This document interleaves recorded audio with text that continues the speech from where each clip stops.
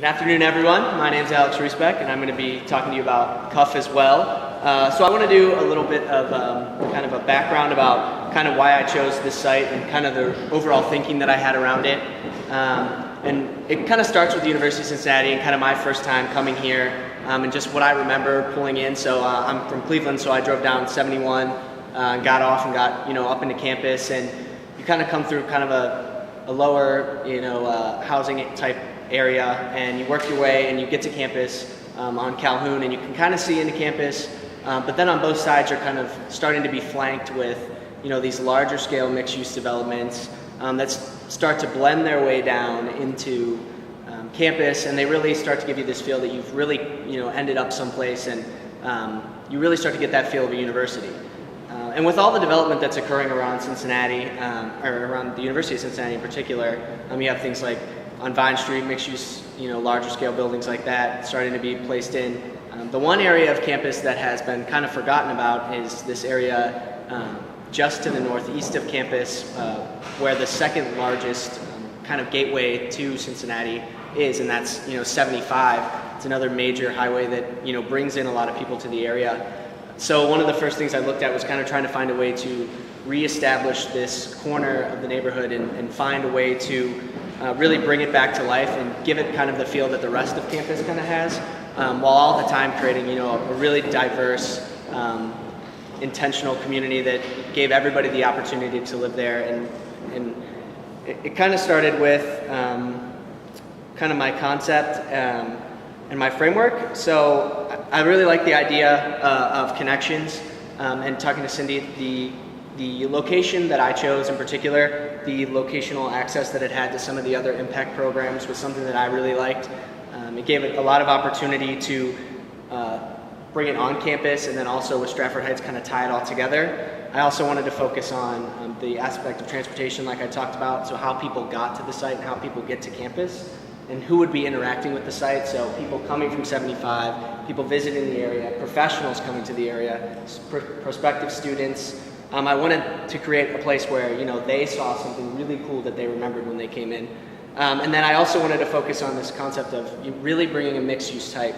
So I looked at my development plan and scheme as kind of three pieces of a larger puzzle that all kind of fit together with this mixed use field that would really engage a lot of different people. So that kind of starts with my framework, kind of building off the surrounding green assets that are there, some of the commercial assets which are really lacking for this area of the neighborhood, and kind of just building from there. So that kind of goes into my site plan and scheme. My site plan, which focuses on that corner in general. So the idea would be, as I said, three different pieces of the puzzle. So the top piece being a very mixed use, more independent style of area with offices that can be utilized by campus and different professionals all around. And then the middle piece right at the corner of MLK and Clifton being an area for housing types, and kind of recreating the feel that you feel when you're at U Square, but bringing it to this area of campus where there really isn't that place to congregate and be. And then towards the back half of the site, a kind of scaled down, more private and personal area of townhomes, which I'll jump into a little bit more. So going off that, we'll jump right into my vision for what the area would become. So to the north, you have kind of that larger scale feel. So it's a larger buildings. It's this concept of this development where you're really rivaling in size with campus, and you're getting a great view of that. It's obviously to the north. Put down a little bit there.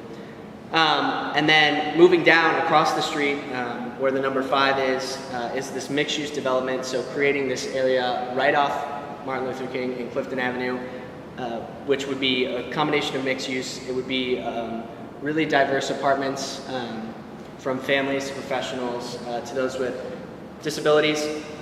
And then the lower floor would be all commercial space. I'll get into stuff like that in my programming. The smaller building to the very far south is what I envision being a corner market, an area for participants in impacts programming and residents that live on site to have an opportunity to sell things that they make or that they harvest, and work through. And then the back building is something that was kind of a different design for me, is what I'm calling kind of an impact building. So the idea was that the first couple floors of the building would be things like learning kitchens, classrooms, quiet rooms, music rooms, like areas where the participants in the program would be able to congregate and be and kind of learn how to interact with others on campus and to work in their jobs and kind of do things like that. And then the upper floors of the space would be kind of a connection with the university on study rooms and areas just for a lot of people to congregate and be and to continue this learning environment that we have at UC. And then to the townhomes to the back, the northern portion is on the higher part of the topography would be these smaller townhomes for the families or mixed-use families, and they would have this this private square, which would be open to the public, but is more for the usage of the residents in the area. And then to the bottom half near Probasco, you're lowered off by topography, and the biggest thing there was creating this passive green space to the bottom where the number 4 is, and just kind of having this area for things like summer programming and camps. Right now it's shown as an activity space, so having things like sports, morning programs like yoga, meditation, it was an area for that. And then across the street from that, I also placed in like a small community garden and what I'm calling an orchard space, so just an area for things that would grow in Ohio's climate that could be sold in the corner building that I kind of talked about. So jumping into my site programming. So this kind of just defines the major site and what I envisioned the different things that could go on. So along the commercial spaces, I have these ideas of placing things like learning centers, local stores and shops, boutiques, and different types of healthy food alternatives, just areas for people to really get what they need on campus. And then the 2 courtyards that I propose are completely different styles of usage. The front courtyard being a more public for things like concerts, movies, things like that. And then to the back, I had more private with breakout spaces that have semi-permanent music instruments, and then smaller outdoor classrooms, just things like that, so that people can be outside and have the opportunity to kind of have that space to learn.